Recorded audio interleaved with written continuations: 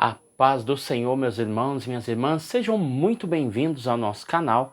É tempo de ensinar EBD, um canal aí exclusivo para os amantes da escola bíblica dominical. Hoje nós iremos estudar aqui uma lição muito, mas muito importante. Nós iremos estudar a lição de número 8, que tem por título O Bom Pastor e os Pastores Infiéis. Então são duas vertentes dentro de uma linha de raciocínio que tem 4 elementos, ou seja, nós iremos estudar Ezequiel capítulo 34. Antes de nós entrarmos no texto bíblico, vamos aqui falar sobre o texto áureo. O texto áureo ele é bem objetivo e ele especifica assim: eu sou o bom pastor e o bom pastor dá a vida pelas suas ovelhas. Então não adianta ser bom, tem que fazer jus à qualidade. E a qualidade de bom faz com que esse pastor, dentro das suas consequências, dá a sua vida pela ovelha. Aqui falando do próprio Jesus. João capítulo 10, versículo 11. Então não adianta apenas ser bom ou dizer que é bom. As suas atitudes vão definir as características que dizem sobre ele, tá bom? Ou que ele autodefine. A verdade prática, as escrituras revelam Deus como o pastor do seu povo. É uma definição. Mas isso se aplica também aos líderes eclesiásticos. Deus dá bons pastores ao seu povo e também remove os maus. Então aqui nós temos uma condição e nós temos um alerta. Ou seja, é Deus quem dá os bons pastores. Mas se esses pastores agirem de forma má, esse mesmo Deus que colocou é o mesmo Deus que tira, que livra o seu povo desses maus pastores. Porque Deus é o sumo pastor dessa igreja. Então ele coloca esses líderes como pastores eclesiásticos. Ezequiel capítulo 34, do 1 ao 12. Lembrando que nós saímos da lição de número 7. A lição de número 7 parou no capítulo 18.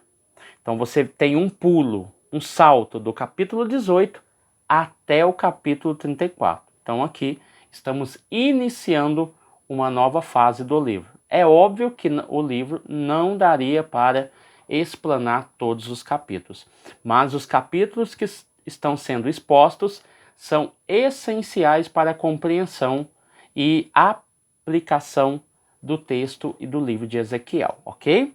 Então eu quero apenas dividir, fazer algumas ressalvas aqui, porque o autor ele vai bater em cima dos versículos, a tecla dos versículos, então isso vai ser muito importante.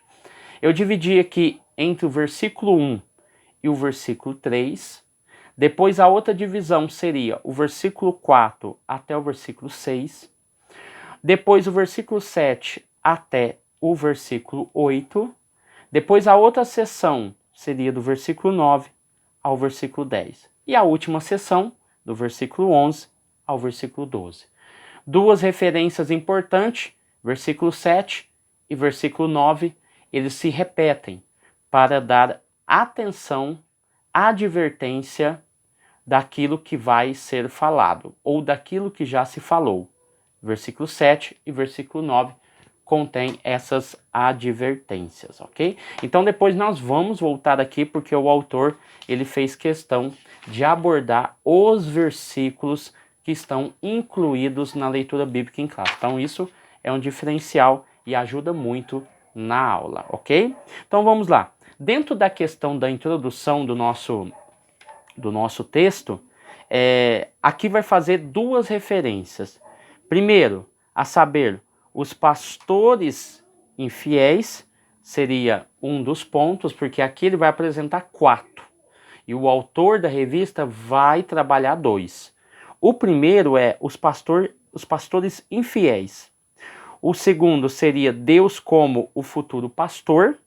O terceiro, o julgamento entre as próprias ovelhas. E o quarto tema dentro desse capítulo, o Messias como o pastor de Deus, tá? Então, dentre esses 4 elementos, esses 4 assuntos que são tratados aqui no capítulo 34, apenas 2 serão abordados na lição, e isso é bom que o professor se atente para passar o conteúdo que realmente a lição pede, ok? Então, esses 2 pontos seria o quê? Pastores bons e pastores infiéis. Qual é a consequência de se ter um pastor bom e qual é a consequência de se ter um pastor mau? Qual é a consequência e o que é que Deus faz com esses pastores bons e o que é que Deus faz com pastores ruins? Lá na verdade prática, já foi deixado bem claro pelo autor que Deus dá pastores bons, mas os maus ele remove, ok? Então vamos lá, entendendo esses 4 pontos e que nós vamos trabalhar apenas com 2, vamos aí para o tópico 1, sobre o rebanho. Primeiro é necessário identificar a ovelha no seu sentido literal para compreender o seu sentido metafórico. Então é isso que nós vamos discorrer aqui na primeira unidade. Primeiro ponto, a ovelha, o animal. A ovelha é a fêmea do carneiro e o cordeiro é o filho do carneiro até 1 ano, ok? Então aqui nós não vamos entrar nesse assunto, mas é só para você compreender, porque às vezes tem uma confusão, né? Ovelha, carneiro, cordeiro, quais são essas diferenças, né? Então o autor já deixou bem claro aqui. Ele colocou um dado bíblico aqui que das 74 vezes que a palavra aparece, apenas uma vez é literal, em João capítulo 2, versículo 14, que fala justamente de quando Jesus foi ao templo e Jesus vivenciou, viu e presenciou a venda que existia dentro do pátio do templo. E essa venda dentro do pátio do templo era a venda de animais, dentre eles os bois, as ovelhas e pombos eram animais vendidos para sacrifício. E não somente isso, mas pessoas que estavam ali também trocando moedas, trocando dinheiro, ok? Então você vai ver que é um animal dócil e símbolo de sacrifício e redenção, Isaías 53, versículo 7, e Isaías faz referência à ovelha e ao próprio Cristo, quando ele fala que essa ovelha estava muda diante dos seus tosqueadores, tá? Então é uma referência à literalidade da ovelha e também da figura do Messias, ok? Segundo subtópico, a natureza. Dentro da questão da natureza, ela é indefesa, medrosa, se assusta facilmente e também se dispersa rapidamente. Ele citou aqui Zacarias 13, versículo 7, ao qual nós temos ali o enunciado de que se o pastor é ferido, as ovelhas se dispersam. Então nós podemos entender esse ferimento de várias formas. Por quê? A figura do pastor é a liderança da igreja, é aquele que conduz o seu povo nos caminhos do Senhor. Ele tem esse dever, ele tem essa obrigação. E nós já vamos aprender aqui que não é somente no sentido religioso, é no sentido civil também, político. São pastores, são líderes que cuidam das suas ovelhas, que é o povo, ok? Então, quando alguém é ferido, quando um pastor é ferido, as ovelhas se dispersam. Então, uma ovelha virada de costas, com as patas para cima, não consegue se levantar. E além de morrer depressa, torna-se presa fácil de predadores. Como ela é muito dócil, medrosa, ela pode se assustar, pode cair, e se tiver de patas para cima, ela não consegue se levantar, tornando assim uma presa muito fácil. As ovelhas não cuidam de si mesmas, elas exigem atenção continuada de dia e de noite. Lucas capítulo 2, versículo 8 vai falar aí quando os anjos apareceram para anunciar o nascimento de Jesus, eles encontraram pastores que estavam trabalhando de dia e de noite, fazendo a menção do seu trabalho árduo, ok? O rebanho precisa de cuidados por causa dos predadores. 1 Samuel 17 fala quando Davi enfrentou leão e também enfrentou o urso para proteger as ovelhas de seu pai. Então ele defende e defendeu algo que não era dele propriamente dito, porque eram animais dos seus pais, ok? Então vamos lá.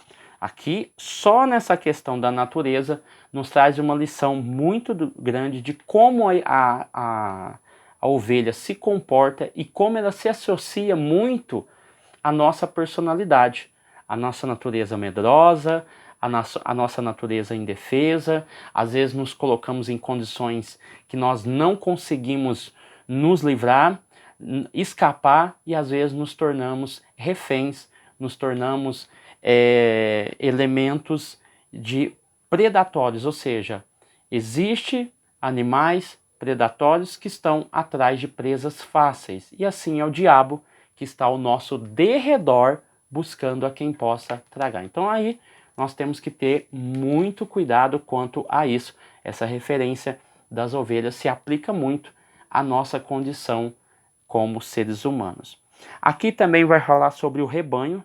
O povo de Deus e a igreja são identificados diversas vezes na Bíblia como rebanho. 1 Pedro 5:2 vai falar sobre a questão do pastoreio. 1 Pedro vai especificar o seguinte: os pastores devem pastorear o rebanho de Deus de forma voluntária,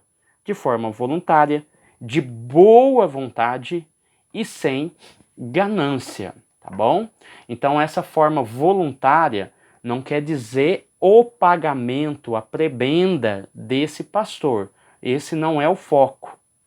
O foco aqui é que você, quando sentir o chamado, ou ser escolhido para essa missão, que você pastoreie, não por obrigação, não porque o pai é pastor, não porque a mãe é pastora, ou porque há uma pressão familiar para que você exerça o pastorado. Pelo contrário, essa forma de pastorear, ela tem que ser voluntária.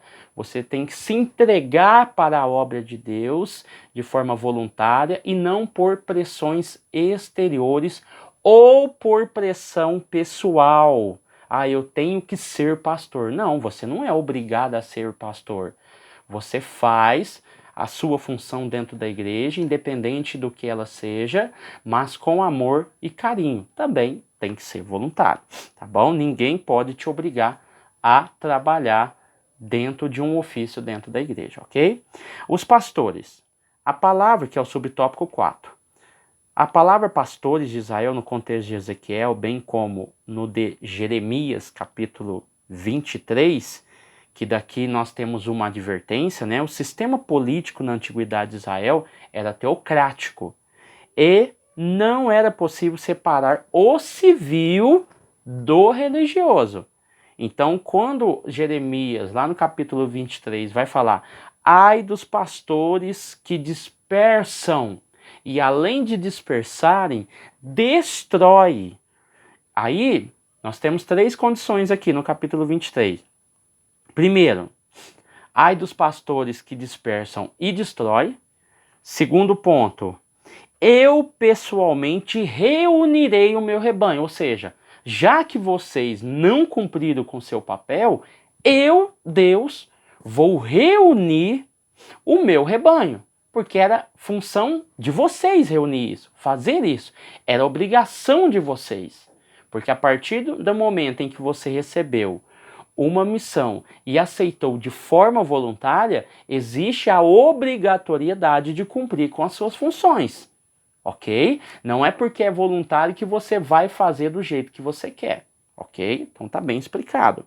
E estabelecerei pastores que saibam cuidar. Então, novamente, levando em consideração o capítulo 34 de Ezequiel e também Jeremias 23, você vai ver que existe aí uma semelhança entre a disposição dos textos, ou seja, Deus falando também que vai ajuntar, que Deus vai estabelecer pastores e vai remover aqueles que dispersam e aqueles que destroem o seu rebanho, ok?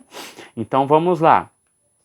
Eu deixei de falar um versículo aqui importante, subtópico de número 3. Isaías capítulo 40, versículo 11. Volte aí, porque aqui é muito importante. Porque aqui ele falou sobre o relacionamento. Esse relacionamento entre o supremo pastor, o pastor de ovelha, aquele que é o exemplo de todos os outros pastores, está intimamente relacionado à relação entre pastor e ovelha. Não deve haver distância, não deve haver discrepância entre essa relação. E olha para você ver que lindo, que maravilhoso, que esplêndido que nós vemos aqui. Isaías capítulo 40, versículo 11, vai dizer o seguinte: aos cordeirinhos ou os cordeirinhos, ele conduz no colo. Olha para você ver que lindo. O cordeirinho, aquele que nasceu, aquele que ainda está recente na fé, ele vai conduzir no colo. Olha para você ver que amor que é essa representatividade, o amor que isso representa. E guia com cuidado as ovelhas que amamentam suas crias. Olha para você ver, eu tenho os cordeirinhos que é levado pelo colo, pelo sumo pastor, e eu tenho aquelas ovelhas que já estão ali produzindo, estão trabalhando, e o papel desse pastor não é levar essas ovelhas sadias que estão amamentando, que estão com a saúde boa no colo. Não é isso. Ele vai guiar essas ovelhas experientes, essas ovelhas que já estão produzindo, essas ovelhas que já estão amamentando, ok? E as ovelhas novinhas que ainda não sabem ainda como se virar, ele fala, eu vou carregar no colo. Então isso nos dá um acalento, nos dá um conforto muito grande em saber que o pastor nos dá o exemplo de como o pastor local da nossa igreja deve agir. É com essa mansidão, é com esse cuidado, é com essas diretrizes, entender que aquele irmãozinho e aquela irmãzinha é mais fraca, e às vezes precisa de carregar no colo, e entender que aqueles que já estão produzindo, aqueles que já estão trabalhando, eles precisam ser guiados, porque é isso que a igreja precisa, de pastores que guiam, acalentem e confortem essas ovelhas, ok? Então depois você dá uma lida aí, porque é essencial você ler aí na sua aula, ok? Então vamos lá, entendendo tudo isso, vamos para o tópico de número 2, sobre os pastores infiéis. Falamos aqui sobre a figura metafórica dessas ovelhas e a sua aplicação. Agora, sobre os pastores infiéis, subtópico de número 1 vai falar o pastor de ovelhas. A função primordial do pastor é alimentar, guiar e proteger o rebanho. E isso ilustra bem o papel do líder de uma nação. Com isso, nós entendemos aqui que Lucas capítulo 15, página 58, Lucas capítulo 15, do 4 ao 6, nós vamos ver a parábola da ovelha perdida. Exemplo muito claro de como tem líderes que às vezes sacrificam uma ovelha por causa do rebanho. Aí o pastor de ovelha, ilustrado aqui na parábola, vai quebrar esse paradigma, esse padrão de que às vezes é necessário sacrificar uma ovelha em detrimento do rebanho. Pelo contrário, esse pastor, ele deixa as 99 ovelhas no aprisco, e quem já estudou um pouquinho da história dos pastores, né, dessa profissão, sabe que quando um pastor tinha acima de 50 ovelhas, ele deveria ter um assistente. Então, esse pastor aqui, ele não deixou as ovelhas sozinhas no aprisco. Ele não seria louco de deixar 99 ovelhas à mercê de lobos e ursos. Ele vai deixar as 99 junto com um assistente, muitos aí fazem referência ao Espírito Santo, e ele vai buscar essa ovelha que está perdida. E quando ele encontra, ele vai fazer o quê? Ele vai se alegrar. Então há um encontro de alegria quando se acha essa ovelha.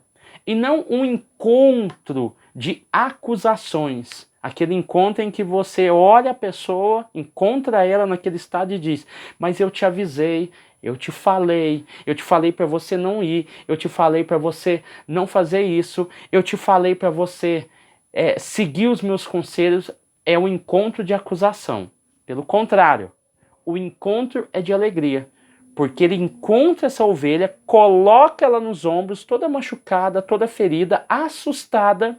O peso dessa ovelha, nós estamos falando de uma ovelha e não de um cordeiro, tá? Então essa ovelha, ela já está gorda, ela já está tratada. Então há um peso, há um esforço em se levar essa ovelha doente e amedrontada para o aprisco, para que seja cuidada. Então, às vezes, acontece essa situação ao qual nós devemos suportar a carga de uns dos outros, tá? Esse é o mandamento bíblico ao qual acontece em algumas situações, tá bom? Então vamos lá. O que os governantes faziam? Versículo 2 e versículo 3. Então aqui no versículo 2 e no versículo 3, está muito bem claro que eles apacentavam-se a si mesmo, essa é a primeira colocação, e não eles se apacentam a si mesmo e não apacentarão os pastores às ovelhas, ou seja, eles apacentam a si mesmo, eles comem da gordura das ovelhas, eles se aproveitam e se vestem da lã que ela produz, e degolais o cevado, mas não apacentais as ovelhas. Então há um aproveitamento dessas ovelhas em benefício próprio. E isso é totalmente contrário aos ensinamentos bíblicos. Então eles se aproveitam da situação hoje, se aproveitariam do dízimo, se aproveitariam das ofertas, se aproveitariam da bondade das pessoas em ofertar, em dizimar, se aproveitariam do estado emocional dessas pessoas para tirarem vantagens. Quantos profetas, pastores que existem por aí que usam a Bíblia para poder ganhar roupa, para poder ganhar carro, para poder ganhar isso, poder ganhar viagens, ou seja, vem com profecias falsas. Aí o irmão fala assim: irmão, como é que eu posso te recompensar? Eu posso te dar isso, eu posso te dar aquilo? Esses são os aproveitadores. O coração do homem, ele é enganoso. E às vezes a intenção é maléfica. Não quer dizer que você não possa aceitar um presente de algum irmão, de alguma irmã que te ama, que te tem como filho, que quer te abençoar. É uma situação totalmente diferente. Eu estou falando de homens e mulheres que se dizem ser de Deus e aproveitam da situação para usurpar, enganar e trazer benefícios próprios através da igreja ou através das suas pregações. Então nós temos que tomar muito cuidado quem a gente ou nós ajudamos ou queremos ajudar, ok? Então isso fique bem claro aí. Então aqui é o versículo que nós lemos aqui, o versículo 2 e o versículo de número 3. Então dentro dessa questão há um aproveitamento e são beneficiados por causa disso. Entendendo isso, nós vamos ver aqui o seguinte, o versículo 2 e o versículo 3. Então nós temos aqui, no subtópico de número 2, o que os governantes faziam, uma denúncia contra as autoridades civis e religiosas de Jerusalém. Então cabe ressaltar que nós temos um papel social, político e religioso. O cristão não pode se esquivar dessas missões sociais e políticas. Olha para você ver o que aconteceu no Brasil esses dias, né, por causa das eleições. Quantas críticas surgiram do tipo assim: os pastores não devem se envolver com política. Os crentes não devem se envolver com política. Não devem ser políticos. Por quê? Porque nós temos uma mentalidade diferente? Porque nós pensamos de maneira conservadora? Peraí. De Gênesis a Apocalipse, a política sempre se fez presente no meio cristão. E por causa dela, houve sofrimento e por causa dela houve alívio.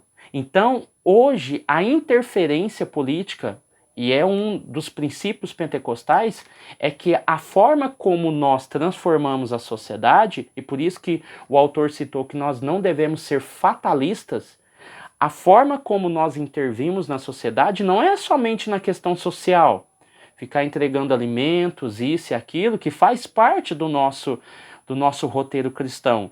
Mas o meio político também é uma forma de transformar a sociedade.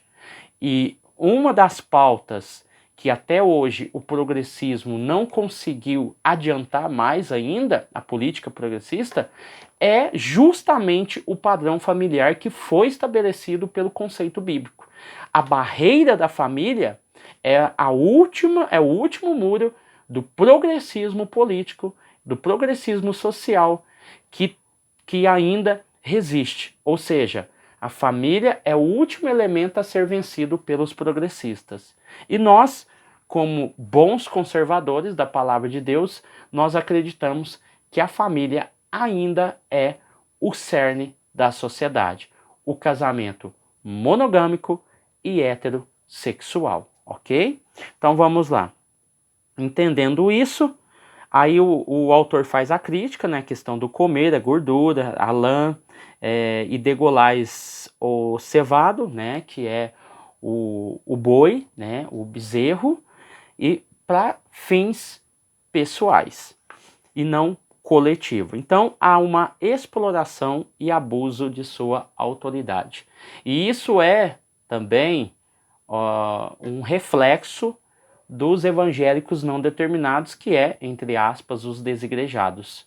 É essa forma de governar o povo, de impor condições que não são bíblicas e desse aproveitamento que tem dos líderes com a massa, com o povo. Então, é um dos motivos que faz com que os desigrejados sigam o cristianismo solo e não o cristianismo eclesiástico estabelecido, ok? Então vamos lá. Entendendo tudo isso, o que os governantes não faziam? Versículo 4 ao versículo de número 8. Então aqui nós temos o seguinte: o fraco não se fortalece, o doente não é curado, o quebrado não consegue curar as suas feridas, a sua quebradura, o desgarrado ainda continua perdido. Mas uma coisa é fato, acontece, mas dominai sobre elas com rigor e dureza. Então você vai ver que o doente continua doente, o quebrado continua quebrado, o desgarrado continua perdido. Enfim, há uma desordem dentro da nação de Israel, de Judá, principalmente dentro da cidade de Jerusalém, porque ali está o centro civil e religioso da nação. E os líderes representam esse padrão. E quando eles não satisfazem a vontade de Deus, eles automaticamente prejudicam toda a sociedade. Jesus, o próprio Deus diz lá no capítulo 8 que por causa deles a violência aumentou na sociedade. Então vamos lá. Entendendo isso, o versículo 4, né? O versículo 5, aqui na leitura bíblica: assim se espalharam, ou seja, e ficaram para pasto de todas as feras, ou seja, aquele que deveria ser alimentado, aquele que deveria receber um bom pasto, como ovelha, metaforicamente falando, ele serviu-se de pasto para animais selvagens, ou seja, essas ovelhas ficaram à mercê de animais selvagens. andam desgarradas pelos montes, pelos outeiros, sem haver quem as procure, nem quem os busque. Então não tem ninguém procurando e não tem ninguém buscando, mesmo sabendo aonde essas ovelhas estão, ok? Então, na atual conjuntura do nosso país, que não é boa, devemos orar pela nossa nação e seus governantes. É fato que nós, quando olhamos para isso, para esse cenário político, nós temos que entender alguns pontos, né? Essa política, ela mostrou e ela sempre mostrou a infidelidade de muitos pastores. A infidelidade e o compromisso com políticas anticristãs. Eu participei literalmente e de forma direta de uma campanha de um deputado estadual aqui no meu estado de São Paulo. Eu o ajudei a elaborar a sua campanha, eu fui o assessor direto dele para que as campanhas fossem elaboradas, trabalhadas para um devido resultado. Não ganhamos, mas aprendi uma grande lição. Eu aprendi e vi na prática, isso é muito dolorido, pastores, já que nós estamos falando de política, né, questão religiosa e política, isso tem a ver com o nosso tempo, a questão que nós devemos orar pela nossa nação, sim, pelos seus governantes, sim, mas governantes que têm compromissos com a palavra, que bate de frente com o sistema, que bate de frente com ataques que estão recebendo. Então nós temos que orar por eles para que eles aguentem firmes, porque não é fácil. Quem entende um pouquinho de política sabe que as coisas não são assim como nós pensamos. Então nós vimos aí muitos pastores pedindo dinheiro a políticos, pedindo dinheiros a políticos para benefício próprio. Isso é uma vergonha para a nossa igreja num todo. Pastores usam a política para ganhar dinheiro e não para ajudar a sociedade. Que mundo que nós estamos vivendo? Em que os pastores estão pensando, pastores e pastoras, em benefícios próprios. Se é deputado, eu te ajudo se você me der tanto. Se é vereador, eu te ajudo se você me der tanto. Peraí, e a comunidade que essa igreja está localizada? A praça está sem luz, há um monte de mendigos na rua, há um monte de situações, asfalto tudo quebrado, e pastores e pastoras pensando em dinheiro, para benefício próprio, para comprar carro, para fazer isso, para fazer aquilo. Peraí, então nós estamos franqueando o espaço da igreja para determinados políticos? O que está acontecendo? Como é que depois nós vamos falar de justiça, sendo que os nossos pastores, os nossos líderes, estão cobrando de políticos dinheiro e assim automaticamente franqueando espaços, e às vezes para políticos que não são crentes, para deputados, deputadas, vereadores, vereadoras? É uma máfia. O que está acontecendo com os nossos pastores? Cadê a ética cristã, a ética pastoral nesse requisito? Cadê a imparcialidade dentro desse contexto político? Então nós vamos ver isso. Nós vamos ver também que há pastores e pastoras que não apoiam irmãos locais, deputados, deputadas, vereadores, vereadoras, prefeitos, enfim, para apoiar o ímpio. Então o que está acontecendo? Como é que nós queremos um país justo? Como é que nós queremos um país legal, um país bom de se viver, sendo que a nossa liderança, ela apoia pessoas que não são da nossa igreja? Então alguma coisa está errado aí. Nós vamos ver também pastores, líderes e até líderes de convenção que estavam e proibiram irmãos nossos de serem apresentados em determinadas igrejas, porque a mesma igreja onde esse irmão e essa irmã congrega tem um pastor e uma pastora que é oficial. Aí eles determinam para todos os pastores que não podem apresentar determinado irmão, mesmo que ele seja bom, mesmo que ele seja um bom obreiro, mesmo que ele tenha uma índole, mesmo que ele tenha uma família dentro dos parâmetros bíblicos, não pode apresentar, porque a igreja já tem um candidato oficial. Aí aquele outro ali, que está batalhando, que está fazendo a obra de Deus, ele não pode ser apresentado, porque já tem um oficial. Então, peraí, o que está acontecendo com a nossa política eclesiástica dentro da igreja? Não ter uma política justa e igualitária, ou seja, a igreja tem que trabalhar para ter uma política justa, uma política igualitária para todos os candidatos locais ou estaduais, seja lá o que for. Então aí passa o período propriamente dito da política, né? E nós vemos aí, fazemos um aparato e vemos aí muitos pastores, pastoras, igrejas apoiando partidos e candidatos progressistas. Aí nós caímos aqui nesse equívoco, aqui, nesse problema que aconteceu aqui. Então é isso que está acontecendo. É triste falar isso, mas é algo que eu vivenciei. Não é algo que me falaram. Você pegar um pastor que entrega um envelope dentro da igreja e fala assim, irmão, vamos orar. Aí ele ora, aí fala assim, não abra dentro da igreja. Quando o irmão ou irmã chega dentro de casa, sabe o que tem? Tem um santinho dentro da carta que ele está apoiando, ele está ganhando dinheiro para isso. Deus não se agrada dessas questões. Deus não se agrada dessas posições. Temos que valorizar aquilo que é nosso. Temos que valorizar aquilo que está dentro de casa. Valorizamos muito político lá fora que só vem dentro da igreja em época de campanha. Aí vem, faz um auê, vem como celebridade, não pode tocar, não pode falar, para a igreja, e os nossos que estão dentro da igreja não têm a oportunidade devida. Eu não estou falando aqui em pegar microfone e ficar babando no microfone. Eu falo de justiça, de ser justo com os nossos irmãos que são candidatos. Porque o ímpio que está lá fora, que se diz cristão, mas não é crente da sua igreja. E você acha que na hora do vamos ver ele vai te defender, ele vai defender a igreja? Não vai. Pode ter certeza disso. Ele não vai bater de frente, porque as coisas estão só apertando. Tá? Então nós temos que ter mais consciência sobre isso. Ok? Vamos lá.